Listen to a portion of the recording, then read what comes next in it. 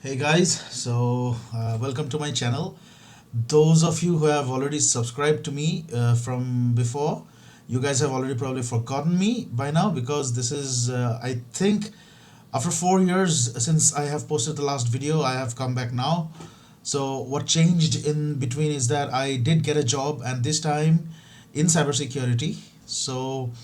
The place that I work, the country I work, basically I have to work very hard. I want to stress that part. So I have to work very hard, and I barely can sleep. I barely can do any other activities that I like or I love. So that's why basically I have not been able to keep up with my YouTube videos at all. But today something changed. Something happened that forced me to make such a video. So this is the premise of this video. What happened is today morning I got a so I'll lay some brief story of what is happening recently in my location for a couple of months now. So the two types of scams are very much going on right now.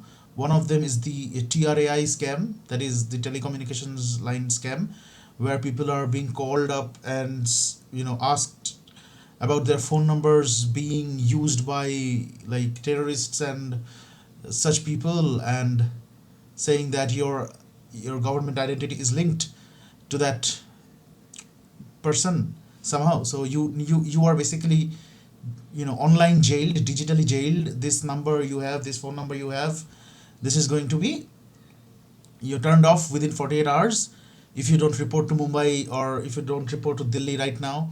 So stuff like this is keeping on happening right now. So they actually wait for you to cave. They wait for you to say, I don't have time to go to Mumbai or Delhi. So what they do is they say, okay, there is another way for us to solve this, is that we will send you a link. You basically download an app, and in that app you fill out all the details of what the problem is, what you think has happened, what wrong things have happened to you. You fill those up and your request will be handled digitally. So what happens next is you see that your account is completely out of the books. So one of them is that, and the second being I forgot the name of the logistics, the DHL, I think. So what they were doing is they were saying that some illegal merchandise has been traced back to your identity. uh, Customs department has stopped that transfer, or stopped that courier package. You need to come to Mumbai and Delhi again, Mumbai or Delhi, and then you talk to our representatives, and then maybe you can fix it out, or you will actually be jailed. And then they again wait for you to cave before they send you a link or send you an app which you install, and then after a few moments your bank account is cleared out. So these kind of things are happening actually, and I have been waiting for something like this to happen to me so that I can have a look at this Android app, the APK file. But it did not happen. Somehow or the other, they understand that it's not going to pass by me, so maybe they just stop scamming me. But today what happened was I received a message on WhatsApp asking me about re KYC. So see, this is the intelligence part of the security scam in this case, is that there is this bank, IndusInd Bank in our country, which is recently moving to a new app. So if I remember correctly, the previous app that IndusInd used to give was named as Indus Mobile. But what is happening now, it is transferring itself to another app called Indie. So somehow the bad guys have a trace of it. They have the story with them. So what they are doing is they are now distributing the so-called new app, with which requires you to re KYC, so-called, so that they will be able to fix your account to the new app. So this is the premise of the story. Obviously I knew this was a scam, because not only the app by itself look sketchy, it came from a personal phone number. So this is what has happened actually. I never did any kind of Android malware analysis before. So today is the first time I'm doing it. I just know a couple of stuff here and there, and what I will do is basically explore with you I know that I'm basically sure that there are better ways to do what I'm about to do now. And if you know those ways, do reach out to me in my comments. You know that I do actually reply to the comments, and I learn from those comments a lot. So let's get on with it. I'll start sharing my screen. Oh, it's already shared basically. So I received a message just like this saying that IndusInd Bank eKYC update, click or open, and this IndusInd Bank Y05 APK came up. So I downloaded this app. I was trying another way as well, like a normal so-called social engineering. I asked, what is this, sir? And let's see what happens. Like this happened today, so I am basically waiting for tomorrow. If there is an update in this channel, I will let you know about that too. So what I will do is what I did is I downloaded the app, I took it into my Kali box and just simply renamed it as indusin.apk. So I just recently learned about these tools, so I may be making a lot of mistakes, but then again I'm hopeful. At least I have something. Like 24 hours ago I did know nothing about Android malware. Now I at least know something. So I'll just try to show you like what the basic things are in this case. What I see, what is the target here? It's my target is not to understand Android architecture. My target is not to understand the deep rooted levels, or the deep rooted technological stuff. Yes, I am interested in them, but no, I am not targeting that as the primary thing here. My target in this case is to figure out, maybe, like, trying to trace back to the actual guys who are behind this, so that I can at least file a police report, or at least have something with me with which I can make you guys aware, I can make the common people aware of this, so that they understand that if that happens to them tomorrow, maybe you guys can do this too. This is not rocket science, this is easy to do. All you need is to have the basic ideation of how to correlate something, how to read something, even though it looks unreadable. So what I will do is I will just go to desktop, just a sec. Okay, what I'm doing.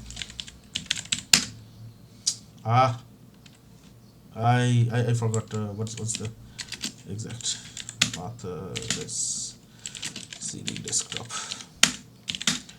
Good. So one of the tools in this case is APK tool. So what it does basically, it breaks it down. APK is, it looks, it sounds like it's an Android package file. What it is an archive. The actual files that are needed for the software to run is hidden inside the APK file. For example, let's talk about Windows a little bit. When we are talking about exe or executable files that we run in Linux, I mean Windows, very sorry to say that. Anyhow, so exe files itself is a complete binary file, almost like you can just run from it and it would just work. In this case of an APK file though, this is a package, almost like an archive. So what APK tool does is it grabs and extracts a file, a very important file called manifest.xml. And what manifest.xml has within this file is information about the permissions required for the app to run, along with some other things like what are the services that the app might use, um, any kind of receiving on any notification, if it is waiting for any notifications, basically stuff like that, just for information. It holds the name of the actual libraries of the files that they are trying to call for the executable to run. So this kind of information is in the manifest.xml. And to extract this, one of the very good tools we have is APK tool. So the syntax is just APK tool, if I remember correctly. IndusInd. Okay. So if you see that things are coming up before I type, it's because I have already done this once before. Not the whole thing. I have done some of it just to test. Like when I heard about APK tool for the first time, this was the only APK file that I had with me. So I had to try, and that's why you are seeing that everything is already written or suggested by terminal. But it does not mean that I know exactly what I am doing. So we have a new folder called IndusInd based on this IndusInd app. and let's just open this app up. Apparently it's empty. This shouldn't be the case, but then again it's empty. One of the way we can get past around this is, let's just go to Windows for a sec, and what I would do is I would just start up WinRAR. That's all. And now what I would do is I would open an archive, and in this case let's go for what is the file name, desktop, and then it goes to scan. Yeah, that was the folder name. So as we can see, I would just go for all files and just select the IndusInd Bank Y05 APK. This is the same file basically. Now you can see I can open up an APK file with WinRAR, and these are the information that we get. There is the Android manifest file. Let me just try to extract this. It is saying that there is an error with the file, that's why it is not working. No problem. So we do have the DEX files. So DEX files, this is important. So apparently what I came to know about DEX files is that DEX has something to do with something called a Dalvik. So basically these are the binary files, compiled binary files that are used to run the applications.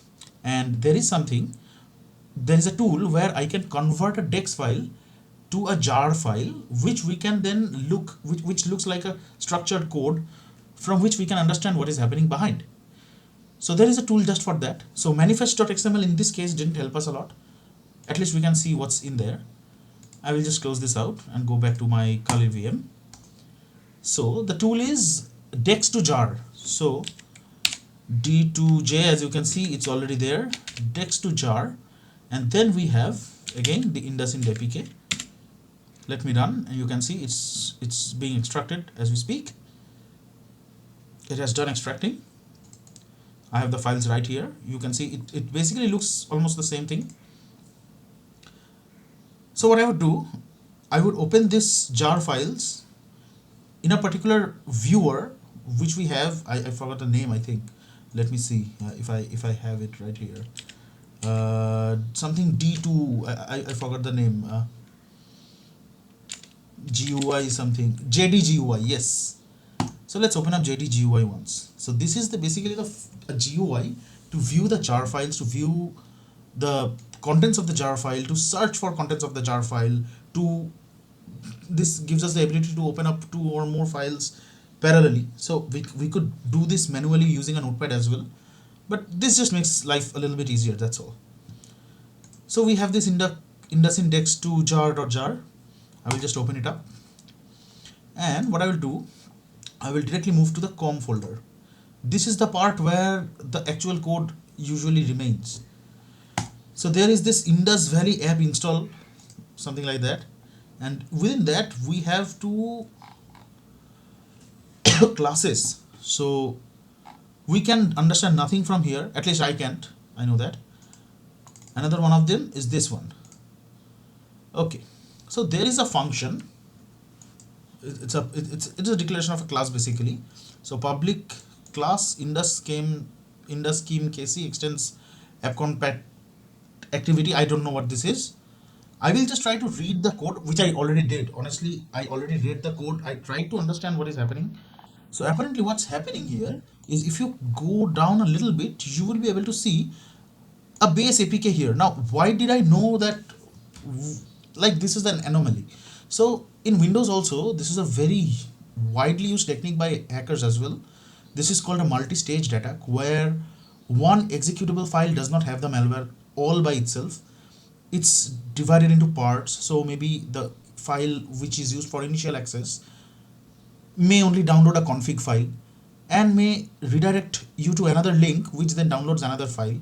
Then using that config file, using the contents or maybe any kind of keys in that config file, it goes to another URL and downloads another file.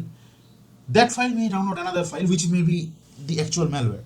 So this is what Microsoft likes to call as multi-staged attack. So keeping that in mind, when I saw there is a mention of a base.apk, my mind immediately went there, giving myself the thought that, is there something like this happening where this application is trying to download or export a base APK file, which is the main malware on itself.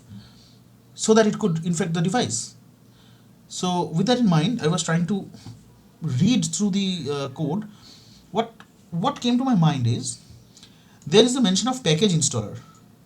So just by the name package installer, it seems like it has something to do with the Android installation package, and then we see base APK. So just correlating between two names, this is just wild conjecture. I am not saying what how I am analyzing this is a correct way, but in this case it did work. So a package installer is there, then there is a package itself, base APK, makes you think that there is another APK file in question right here.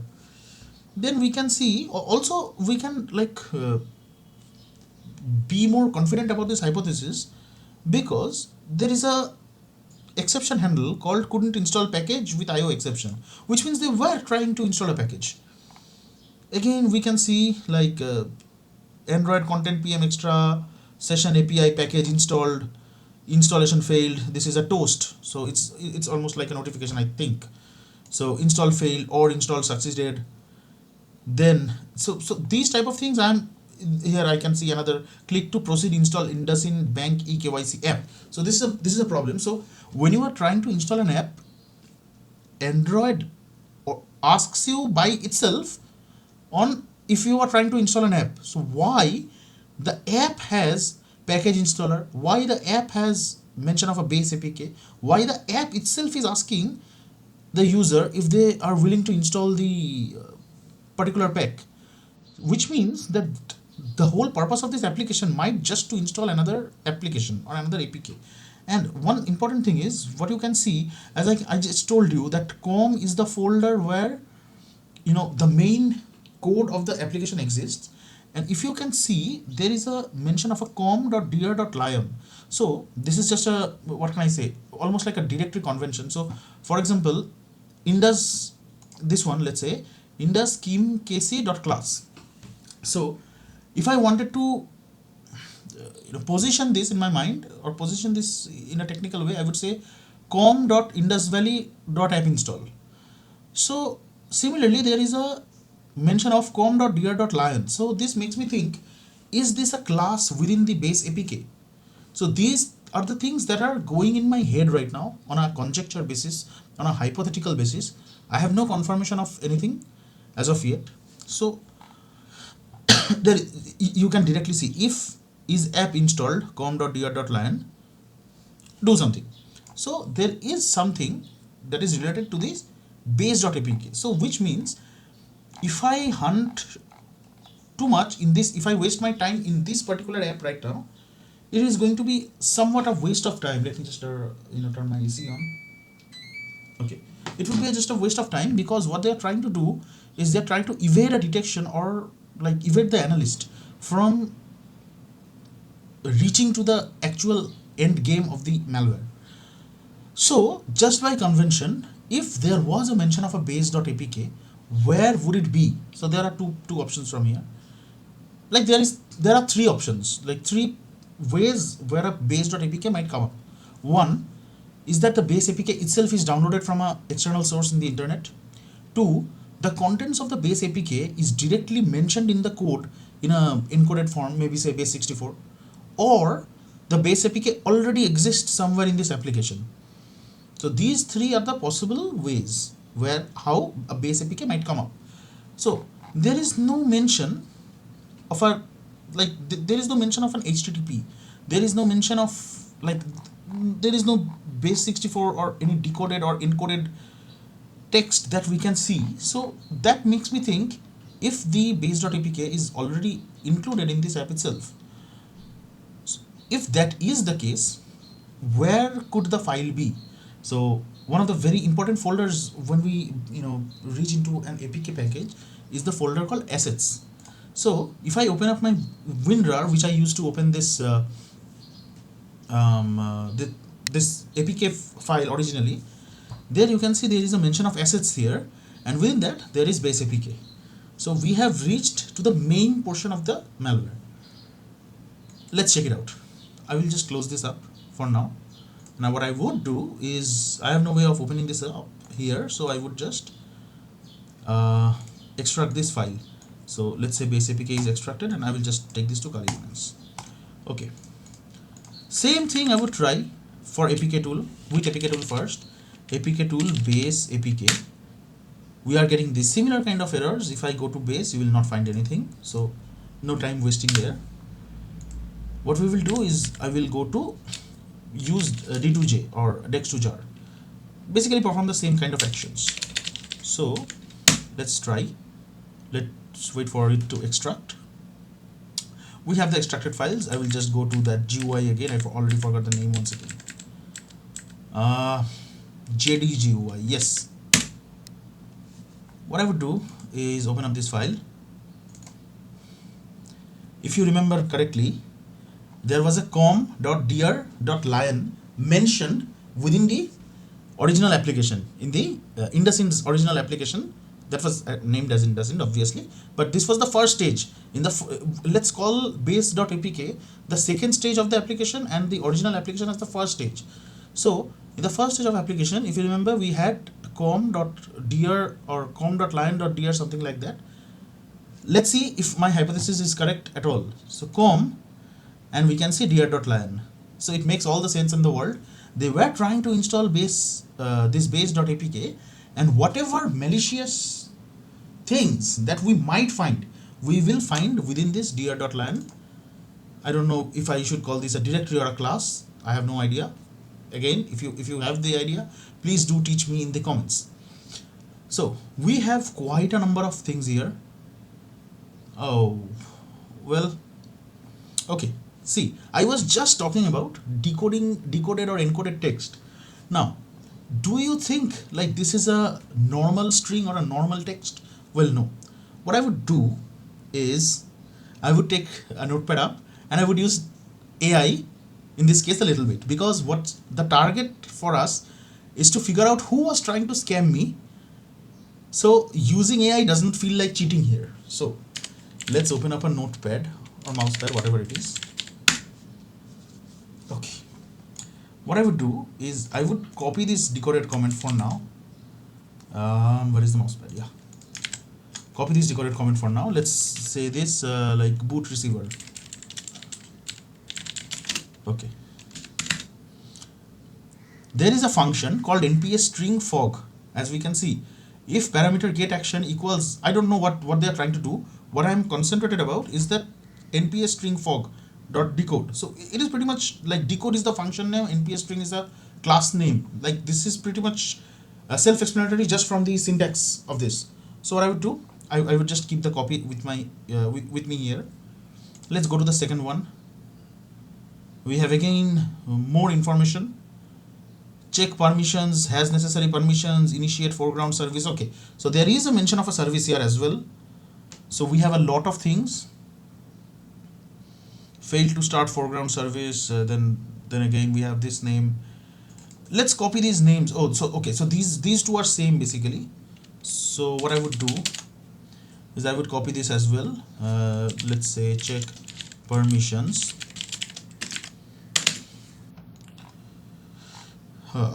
Okay, this is the same as well. Request type permissions.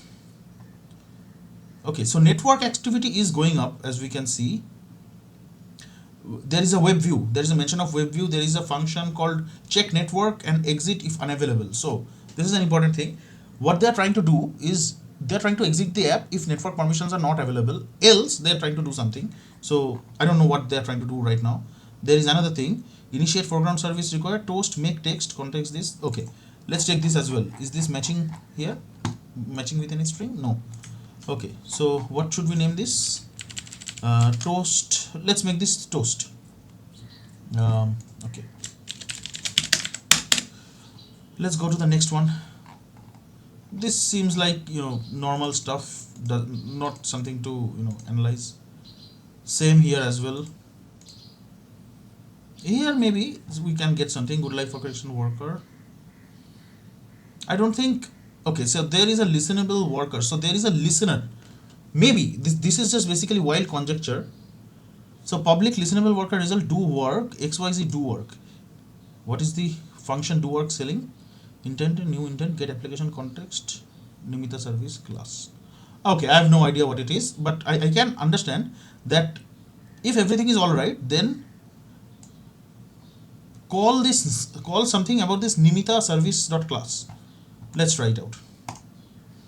Let's go to Nimita service. What is Nimita service all about? There is again similar kind of things. Notification, create notification. So Sanji is love. Okay. SMS. Okay. So SMS receiver, just by the name of the variable, we can pretty much guess that it has something to do with reception and sending of SMS. Like if there is a receive option, there should be a send option as well. And if there is something like that, I am also assuming that we have a C2 somewhere or the other. So for those who don't know what C2 means, C2 is also known as CNC. Basically, when a hacker is controlling one or more agents in the field, and basically he or she is controlling every agent from one location. This one location is also called a C2 CNC, which stands basically for command and control. So I'm assuming they might be doing two things here. One, they are trying to read the texts, they are trying to send the texts. So look, what could be a motivation for a hacker? If it's financial espionage, then let's say they would require banks OTPs and stuff like that, for which they need SMS permissions and the ability to read and write SMS or alter SMS. So that would be point number one. And the second point being, they could use it as a botnet, which means they are trying to do terrorism or terroristic activities using other people's phone numbers, so that if the police tracks this, they do not reach the original attacker but the agents. And the third being, they are themselves trying to control the phone with comments that is sent or received via messaging from the phone. So for example, let's say the hacker just sends a shutdown message in the phone and the phone shuts down. Possible to do this, right? So these are the three possibilities that we have. Now let's check what information we have more about this. So there is some kind of notification builder. Again, there is an NPS string fog class is being called with a decode. So let's copy this as well. Let's say notifications, right? Nimita notifications. Okay. This is another one. On create notification channel if needed. Okay. Yeah, this almost feels like a now love story between Sanji and Nimita. Okay, like good. What can we do?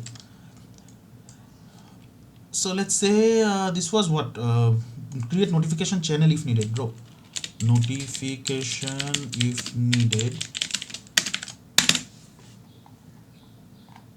And we do not have any encoded comments right now, but what we can see, there is an on destroy, on task removed, on start, command intent, then create notification. So everything that is happening in this particular class is basically on message reception and notification reception, or we didn't see a sending comment, but mainly on the reception side. Let's close this Nimita. I just had a mini heart attack. I thought I was not recording. Apparently I was. So NMS class, nothing too good. And the last one is, his I think her boyfriend Sanji is love dot class. And apparently this is the big file that we have with us. Let's see what we can get from this. Again, there is nps string.fog, a mention of nps string.fog. There is something called an LDC. Let's just copy this with us. I keep on forgetting. Okay, LDC. I don't know what LDC is. I will just write it. That's all. So a lot of comments doing nothing. I will just come. Okay. So we have another thing called a private void something. NP from decode. Okay. So something is again being decoded. And here is something interesting. In fact, I will show you. I will just copy this in the meantime. What is this? Sanji. Let's just copy this. That's all. We have HTTP URL connection 2, HTTP URL connection 1, So stuff like this is happening. So this is a pretty much good indicator that some kind of C2 action is happening, because or else why somebody would just try to connect to an HTTP, unless and until it's a legitimate application, obviously. But it is pretty much clear that it is not. Again, we have a new URL and there is no mention of an URL. There is something important that I want to show you. If I go to search and type for HTTP, let's see if we can get something. So we are getting a hit from room and core content class from Android X, and these are like the default stuff that comes almost with every application. Nothing within the com class. So there is no mention of HTTP, nothing for HTTPS. Let's see, let's go for www, nothing for www.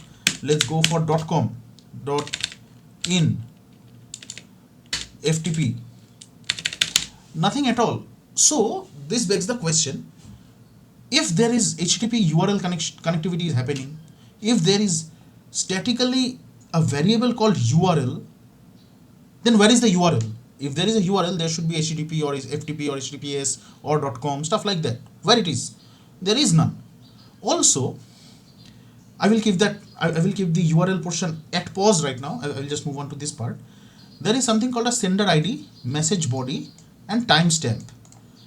So either they are dealing something with sending a message or receiving a message, and this kind of language is used mainly with JSON, and you can directly see there is a mention of JSON. So they are either receiving, oh okay, so this is the content type, this is directly said as application JSON. So they are either receiving JSON files or they are sending JSON files, which might have these variables as the keys of the JSON. So nothing more interesting in this part. Again, we have another function. Not a lot I can understand from this. Then again, we have another thing. Let's keep that as well. On receive context, okay. Okay, let's where is mousepad? Okay, Sanji on receive. So we have this. Okay, so basically on receive and on send is same here, so I will not keep that with me. Let's check for duplicates.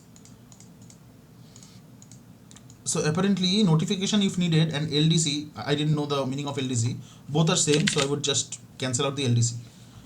So now what we want is, that is very important, what is this nps string.fork? So if I just click, it will directly take us to the function declaration. So apparently there is I don't know if I should call this a directory or what, but we have something called an obfuse. Within there is a class and a function. So this is a Java function, and this is the very interesting part of this. We can understand that some kind of decode action is going on. We already understood that before, like some kind of encryption, decryption, obfuscation thing was going on. This is the part where we can see how exactly it is going on, and there is a static key that is hard coded within the application called np manager. So the thought that I had in mind, I'm feeling cold, just a sec, yeah, what I had in mind was, if I could simulate this function, would I be able to see the values? What I did was, I copied this, went to blackbox.ai. I would just ask, maybe write a Python code against the following Java code.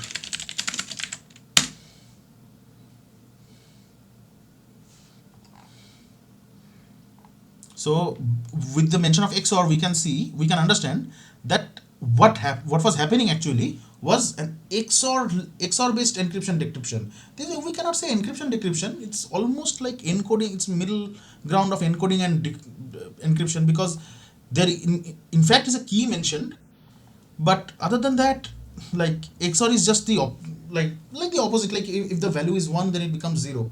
If the value is 0, it becomes 1. If the value, yeah, basically that. But when there is a key, so let's say the first value of the key is 1, then 1 and 1 becomes 0. if the key is 0 and the value is the original message is 1, then it becomes 1. So that makes it encryption, not a strong one, but makes it an encryption. So what I would do is I will just test this out in a Python compiler online. Let's see if this works.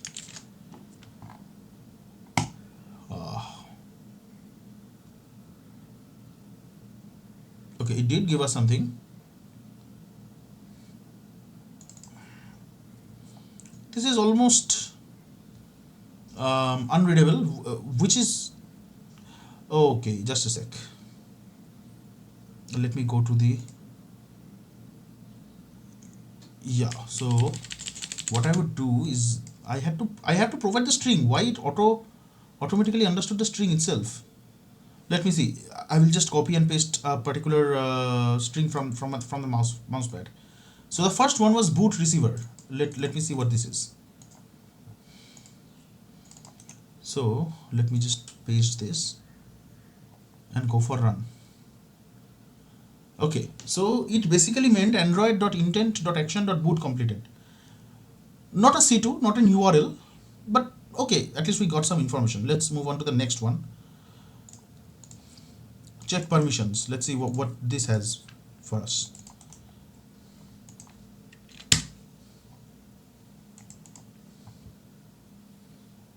Oh, okay. What is happening? Oh, there was a indentation error. Android.permission.receive SMS. So, okay, so they basically wanted to receive SMS, but they encoded this maybe to avoid statistical analysis. This would not bypass dynamic analysis though, but static analysis they would. So until and unless somebody would actually decode these things manually, static analysis would actually fail to understand about this receive SMS. Let's go for the toast now. Let's see what information we had against the toast. Permissions required to run this app. Okay, understood. Let's go for Nimita notifications.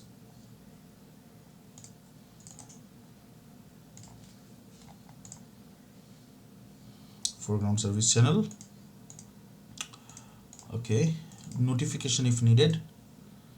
Not a lot of information, important information is coming up as of now at least. Android service telephony SMS received. So once there was this, I think is something to do with notification of SMS received, and the previous one we had was it was asking for the permissions for SMS reception. So the last one being Sanji. Okay, let's see what we have.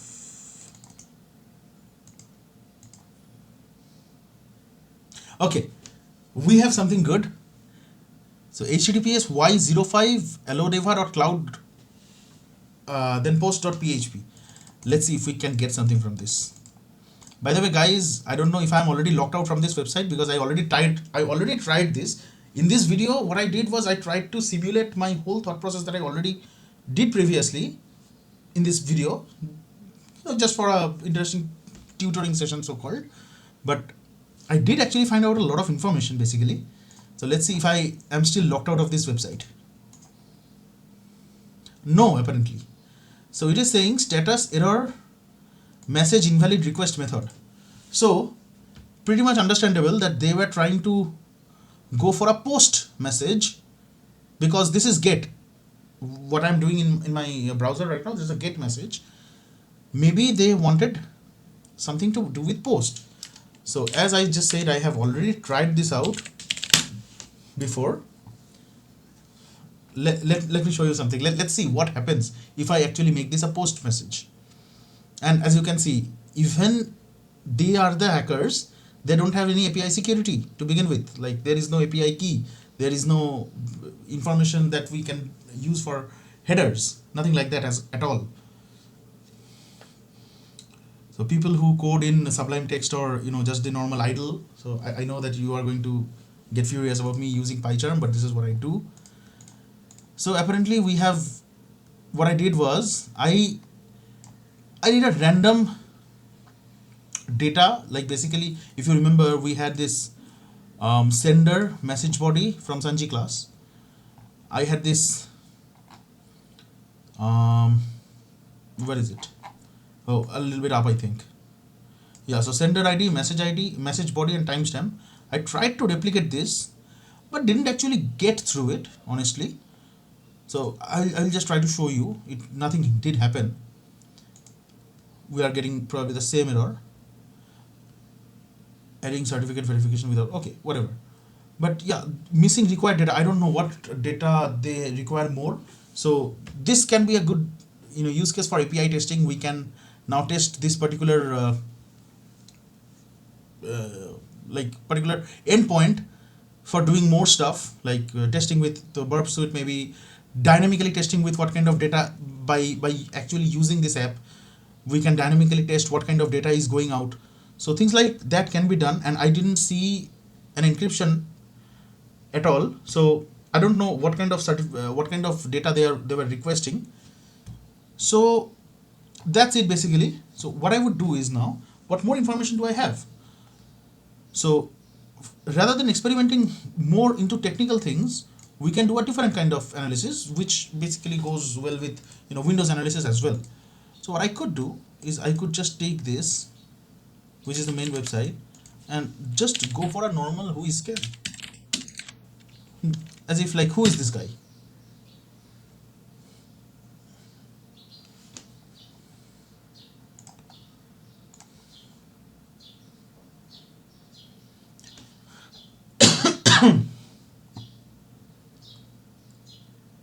So this is good information. Why I'm saying, uh, like when I work in my actual cybersecurity work, so security systems actually gives you a notification when a domain is registered 30 days lesser.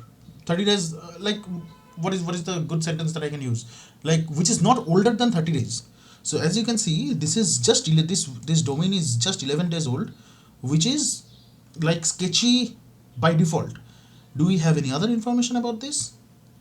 Apparently, so Hostinger was the you know was the place where they bought this domain. So as of this moment, to avoid any more infection, we can just email Hostinger on abuse@hostinger.com about their, like, mischiefs, so that this website goes down completely.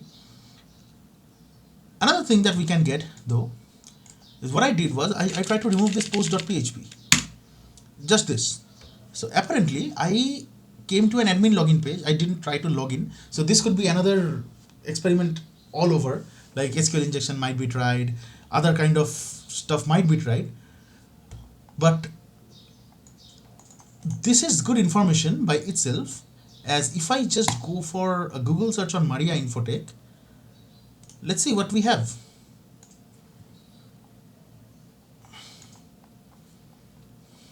So we have apparently some kind of IT service kind of stuff.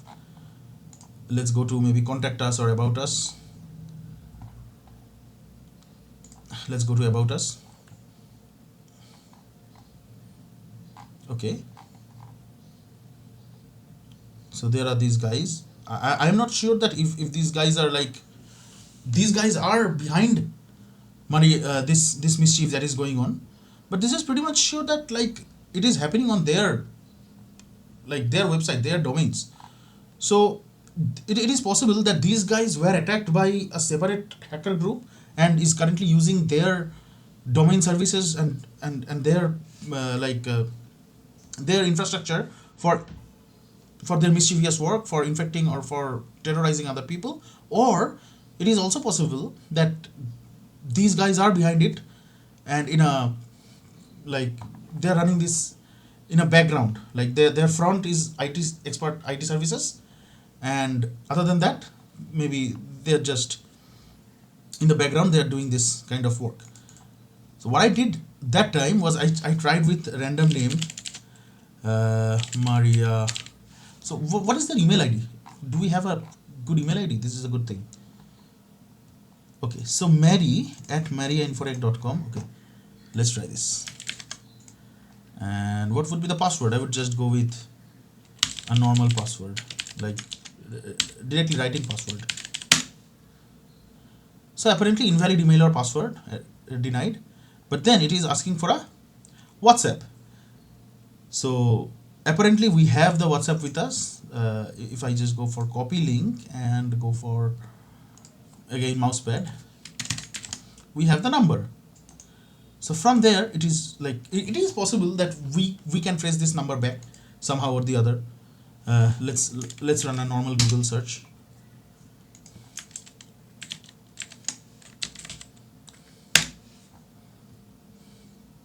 Okay, maybe not.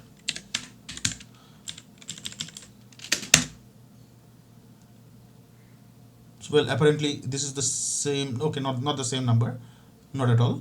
But I have actually contacted this guy, this person in WhatsApp, the same number that they actually gave us. And if we have any more information about this particular attack or not, we will find out later maybe. But as of yet, we are quite close to the real thing.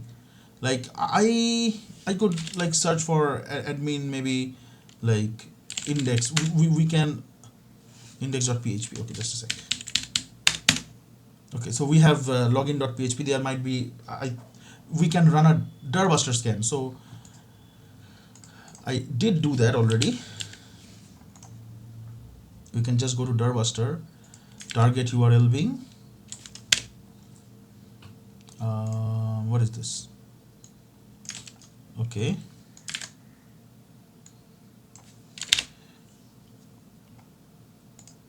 browse for directory list.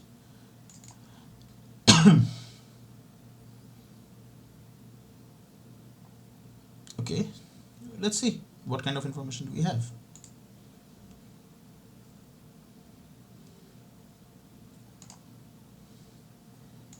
So for example, we have, okay, I will keep on going. So post.php we already have with us. Okay, so there is something called a page and page index. Okay, let's see if we can get something like that. Page, and then what was it? Where is dirbuster? Yeah, page index.php.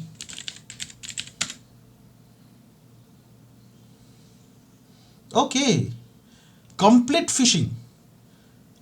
Okay, now I understand what could have been going.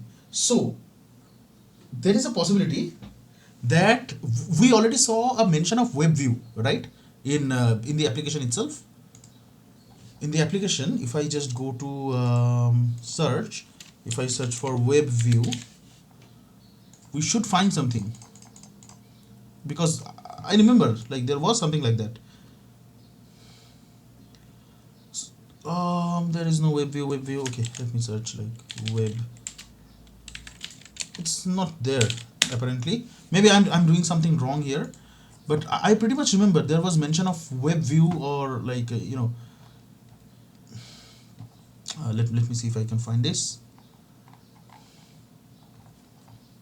Apparently I can't.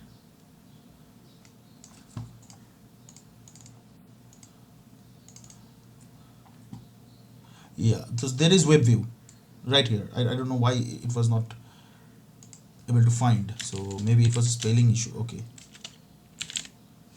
yeah, so there is mention of web view in good life class only.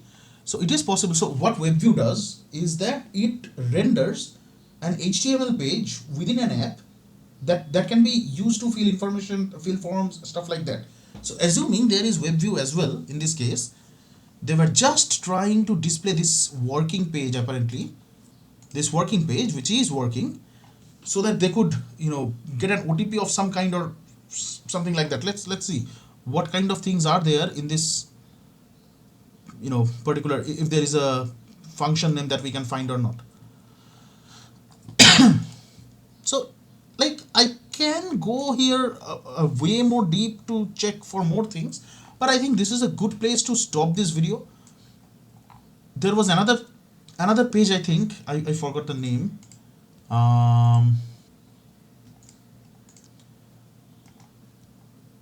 I think it was sms.php. Not this one. Okay, I will try Darbuster once again. Okay, so page start.php. There is something called a page start.php. Let's go for start.php. Okay, same thing. Let's go back to Darbuster.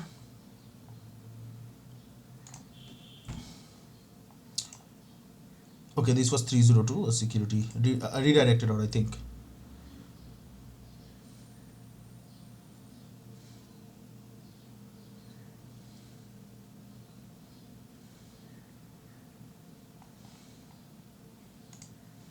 I, did I forget the page?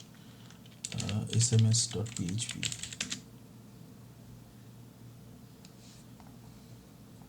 No, apparently.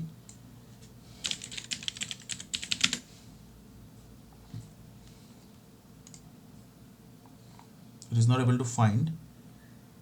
At least now, as I'm not running like full threads.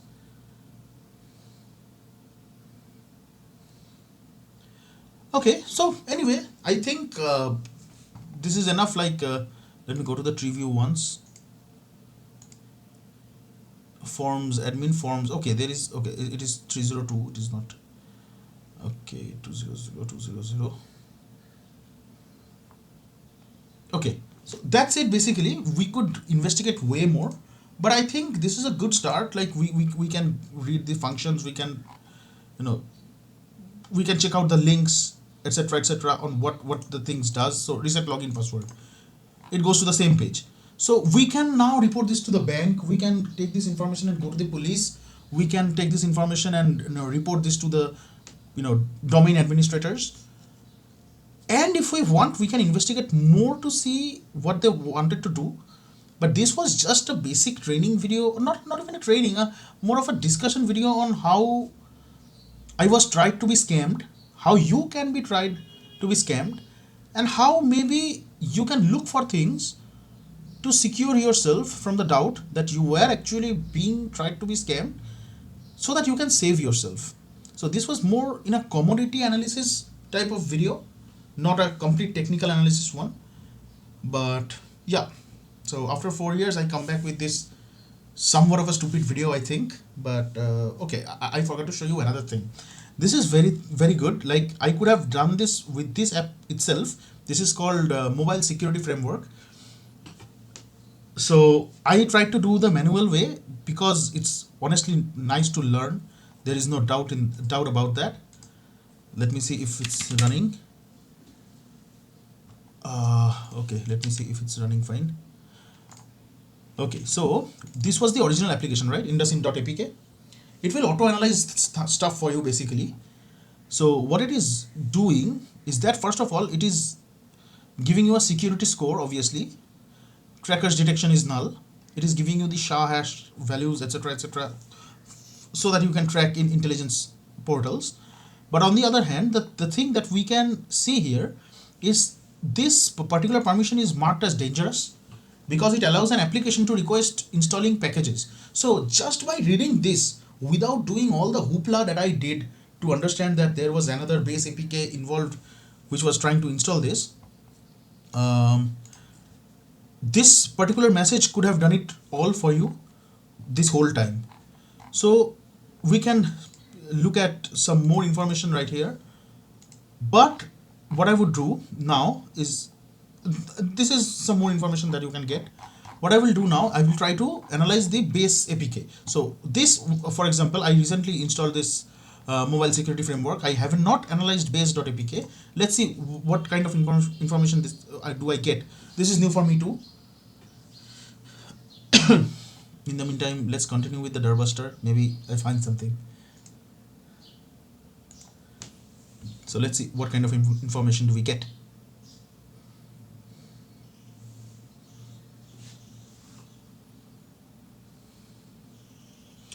Come to think of it, now I almost have a slight fear that this video might be seen by those guys, the attackers, and maybe in the future they make their stuff better so that it cannot be analyzed by newbies like me. So come to think of it, like I don't know if I'm doing anything good or anything bad, but it is what it is. I felt this was very interesting, which is why I try to do this.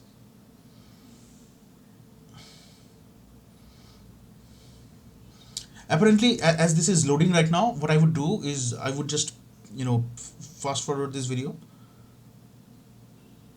a little bit, so that some amount of time has passed by before I come back.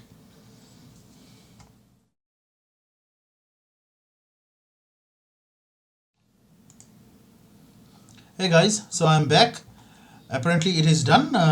Let's go to this page. Yes, so the base APK is done. It is again giving a 47 out of 100 security score. Package name you can see is com.dr.lion, and yeah, we can read the XML file from here. We can understand like what are the permissions are there. So for example, access network state, receive SMS, internet, send SMS, receive boot completed. We already saw this. For there was a foreground service with the Nimita name, read SMS again, wake lock.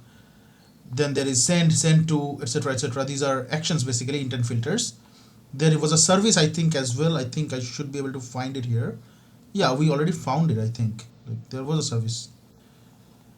Yeah, this is the service name. I think it what's wrong with me? It has something to do with that Nimita name. Anyways, yeah, so we have this information right here. That is from the XML file. Let's not look at the XML file right now. So there is these are the things that we have with it with us. So one of the thing is it can read SMS. It is marked as dangerous, as you can see. There is foreground service, so it enables apps to use foreground services, and even if the battery is low or the internet is out, still it gets more precedence than background services. So then again we have receive SMS, send SMS, and one of the important things I can show you was where is it? I'm still searching for it. So we had a string, I forgot the name. I think I would be able to find that in a yeah, so this string, the key equal to np manager, this is a hard-coded string, right? We would find this here. So I'm trying to see as it's saying, okay, this is not the one. I'm still trying to find it. Yeah, this one. Files may contain hard-coded sensitive information like usernames, passwords, and keys. It was an XOR key, so this actually makes sense. So these are the things that we can look up. Actually, this is a high, so debug enabled for true. Why? So debugging was enabled on this app, which makes it easier for reverse engineers to hook a debugger on it. This allows dumping a stack trace and accessing debugging helper classes. So basically, this would be harder for the hacker, because this is actually a security risk in the point of view of hackers, because debuggers and debugging engines could actually see what's happening behind the scenes. So I'm assuming that they didn't exactly worry about security of their mischievous so-called application. Then this is something important we can see. So for example, get a system service. So these are the two services that basically runs, and this is an important one. It is showing that the HTTP connections did happen, and then again send SMS starting services. So network info we did not get a lot. There is another tool, I think I forgot the name for it, but it also gives us the networking permissions. So such as, for example, if there is a presence of an HTTP or a presence of an IP, it also comes up as an IOC. So let me see if I can get something here. Not really. So this was just basically a dynamic and a static analysis of this malware. Oh, I think I should show you something.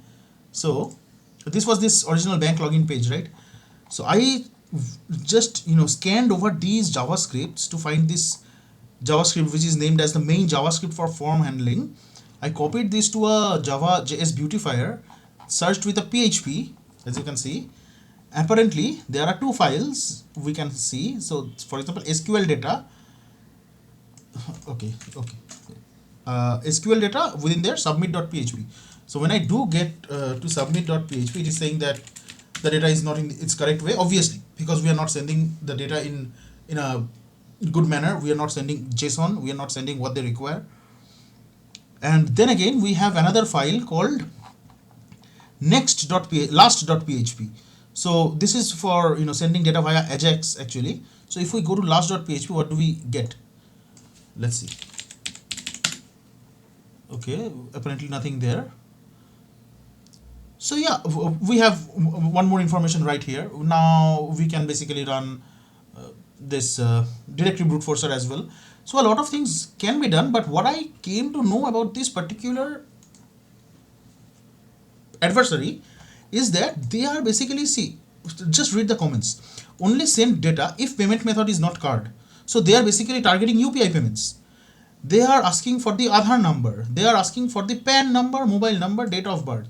So this, by this application, what I understood is that they have no relation with IndusInd Bank, the original one, obviously, but they are also not trying to be a proxy or a man in the middle for IndusInd Bank, which means your account would probably not get cleared out by installing this application because there is no connection with IndusInd. This data is not being sent to IndusInd Bank where an OTP would come up and this application would read that particular OTP and send it to the so-called hackers. Probably that is not happening, at least that I didn't see codes that support this hypothesis. What I understood is that this application was targeted to basically gather a lot of information which they could sell, because there are recently services coming up. I am seeing this a lot in Instagram and Facebook recently, is that people are selling, companies in Instagram are selling data for like salaried employees, high net worth individuals, etc., etc. So how do they get those information? So like these are the ways that they ultimately end up getting this information. Obviously there are insiders and etc., etc., but these are like not one of the ways, one of the main ways to get this kind of data. So I think this is a good time to end this video. I would just go to I'll just expand this a little bit. So I think this was enough for today. I think a lot of time has passed by and we are still recording. So 1 hour 24 minutes apparently. So I wish I could help you out. Like you could try this with an application that you received. Maybe you can send that application to me. So like this was an interesting one. We could obviously collab together in the future. Like yeah, like just sharing knowledge, that's all. Thank you then, goodbye. I don't know when I will be back with another video, but until then, have a good life. Bye. Hey guys, just back here with some bonus content, nothing else, nothing new, just 1 day has passed by and I have done some more investigation into the malware and I just wanted to share with you, that's all. So I'll just jump right back in. I have taken mainly screenshots of the things, that's all. So what I did after ending the original content is that I actually went to a dynamic emulator for Android, and there I tried to actually install this IndusInd Bank eKYC application, so to say. So what happened next was I proceeded, and then this page showed up. Now, if you remember from the original content, I have showed this page to you in Firefox from Kali. So my assumption was, my hypothesis in this case was that they were trying to use Android's web view to render the HTML page into the application so they can fish out the information. Well, my hypothesis is proven correct by this page here, by this screenshot here. So what I did was I tried to enter some mock fake data here and proceeded with it. Apparently I was then greeted with this new page where it wants me to give the net banking user ID and password. So what I am understanding, or what I can hypothesize, is this: what's happening is that they are first getting all the relevant information and then they are asking for the net banking user and password. And in this page, it is basically asking me to wait for 6 hours. So I am assuming what they would do next is they would actually log in with the provided username and password into the actual IndusInd Bank's website, e-banking portal, which basically looks the same, by the way. Anyhow, so when the OTP comes to your phone and the app is already installed in your phone, and this particular app has specific read SMS permissions, they would just forward the OTP back to them so they can log in with the OTP that you received, which you would think that it's true, because when you enter the information in the phishing page, eventually within a minute or two an OTP would come by So it makes you think that you are doing the real thing here, but what is happening is they will just take the OTP and simply log into your bank account, and then your account is cleared out. So what I did next was this. So in the right division of the screen, you can see in this part basically, you can see the JavaScript code. This I also showed you in the original content. Only difference being that I searched for something little more and came up. So I already showed in the original content about this SQL data submit.php. So which when I opened it in my browser said that the data is invalid, or the JSON body we are submitting isn't what I'm supposed to send. So what I did, I read over the code and tried to understand a little bit, where I understood that this is the data that they are basically taking in and trying to save that or submit that, post that in this particular page. So what I did, I basically replicated that in my Python. As you can see, I have used again some mock information. Then this was the URL, the request URL, and I posted the content, where I got the message that first set of data successfully submitted. So basically, I have quite a bit of control over the API and over the process basically. What I did next, just to check it out, I reran this program with the exact same amount of information when I got particularly this error saying that this PAN card number, as you can see, this is a government ID in India, by the way. So this PAN card number is a duplicate entry. See, MySQL SQL exception, duplicate entry. So this is a duplicate entry, which means they are maintaining the uniformity of their database. Actually, hats off to the hackers, if I say so. Anyhow, so the PAN number is already there, so they are not taking any more new information. So I am assuming that all the information that I am giving here, they are basically unique, except the full name maybe and the date of birth. But after that, everything is supposed to be unique. So what I did this time, I forgot to take a screenshot for this, but this time the only thing that I changed was, instead of unique ID being completely random, I just scribbled on my keyboard and give a specific unique ID number that I can have with me. Then what I did was, let me go over to the next screenshot. Now, this part is important, like dangerously important, and I'll show you what happened. So don't concentrate on the bottom part of the screen. Let's concentrate on this part. So if you remember, yesterday I also tried to do the same thing for the post.php URL, this one, and I was getting the error that again the JSON body is not supposed to be what it should be. So what I did, I tried to reanalyze the code by opening JDGUI once again from my Kali, where I understood that I was actually doing it reverse. So it was a mistake from my side. So I didn't know about the function, something like JSON put, something like that. It's a Java function. So I didn't know about that function. So I basically did it wrong. What I did, I read about the function and I figured out which part of the data is supposed to go where. So for example, as you can see, I originally thought sender ID written in this way in gray, and then message body and timestamp is the right schema to use based on the plain text that was available in the APK. But what I didn't understand was that I was doing it the opposite way. The right way would be this one. So sender underscore ID is the right spelling. By the way, this was encoded with that same function, the XOR encryption function they have used, so I had to decode it, but whatever. So what I did, I did sender ID, message and timestamp as it should be.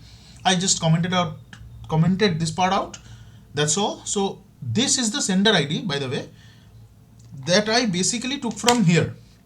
So as I said, I forgot to take the screenshot. So I used this sender ID as the unique ID killer data application. So I use the same ID just to maintain some uniformity and to check if I get something out of it. Apparently, I got this error, not error, I got this response back.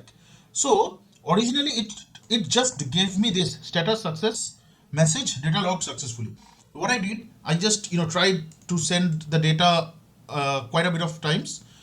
Then I got an error saying, so this is the actual error. I have just copied and pasted it in this res blob variable just to make it easier to read. So I get the response that file get contents and there is a link in between. file get contents in this case is a PHP function to get contents of a file. It's pretty much self-explanatory. Then I get something to do with API Telegram. So Telegram is involved somehow. I get a chat ID, I get a text new message received, then a sender, and this sender ID is the same ID here that I have, like 98914 whatever it is, IP address, and these variables I did get. So what I did was, one very important aspect is the IP address. I have got an IP address. So what I did next was I just took this IP address and normally just went to Chrome and pasted and hit an enter. What I got was a forbidden error, but the crazy thing is that in some cases of the original URL, like this allodeva.cloud.post.php, in this URL, when you went to some page you were not supposed to, you would get the same exact error.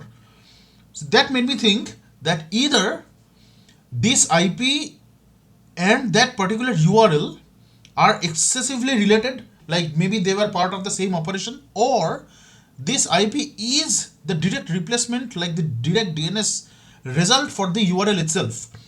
So what I did was, now that I have a complete IP, the real IP for this, what I did next was run a port scan from an online application, a free one, just the common 100 ports, and I got 4 results. So port 21 being FTP, and the service product I can see that it is either Pro FTPD or KN FTPD. Similarly, 80 and 443 is supposed to be there because it's a it's a web page, and then I've got 3306 which represents MySQL or MySQL.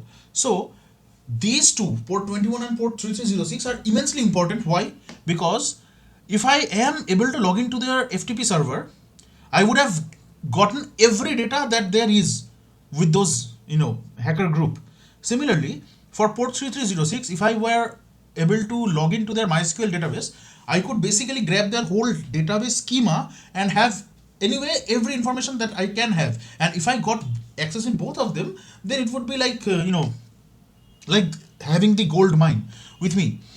So what I did try, I will not lie. So I did try with some basic usernames and passwords, like from a common passwords checklists, checklists being a GitHub repository for brute force passwords and account names. So I did that, and I was denied of access. So basically it means that the passwords and usernames that were present in that list didn't work out. So I stopped doing this kind of activity anymore, because neither do I have the resource, time, nor the time to actually perform something like that.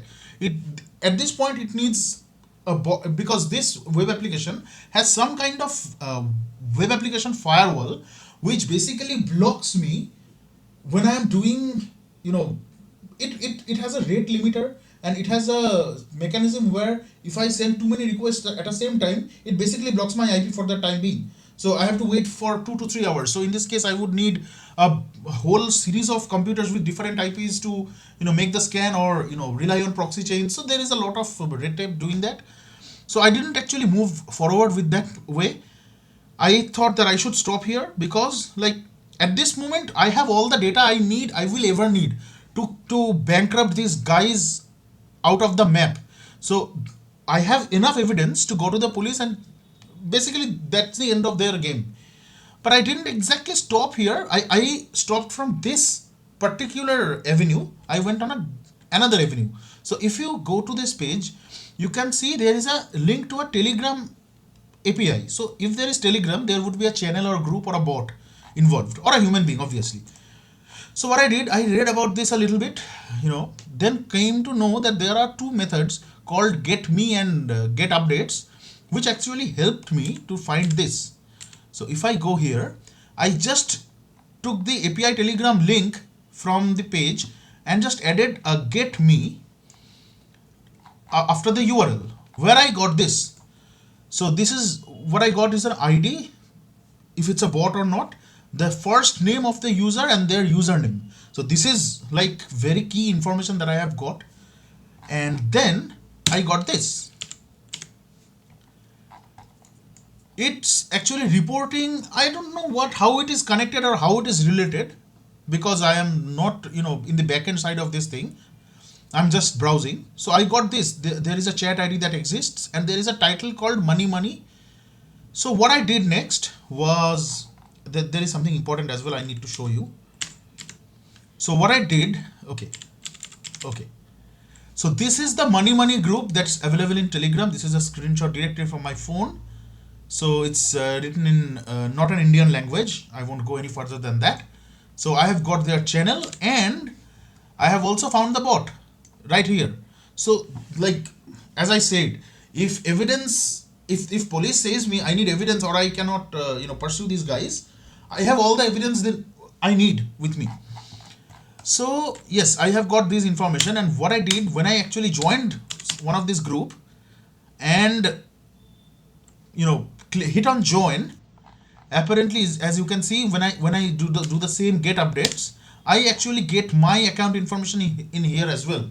So it is just saying that, so I'm assuming that everything that is happening here is being monitored by using APIs, and all the activity, like from stealing someone's usernames and sharing it, the distribution part, the command and control part, the organizers or the actual groups that are behind it, everything is related some way or the other. The money is going to places that I cannot even assume. So like, a lot of things are at stake here. I don't want to go to that avenue anymore.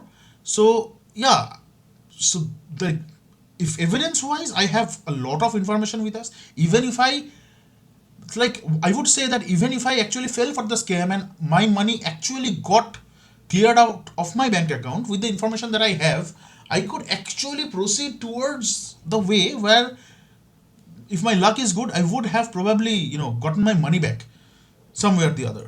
So yeah, let's stop this video here, because no more investigation that is needed here. This was mainly just a discursive video, a knowledge sharing video, all basically. So no more content this time. Like, I already said goodbye and came back with a bonus content after a day.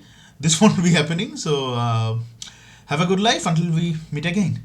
Goodbye.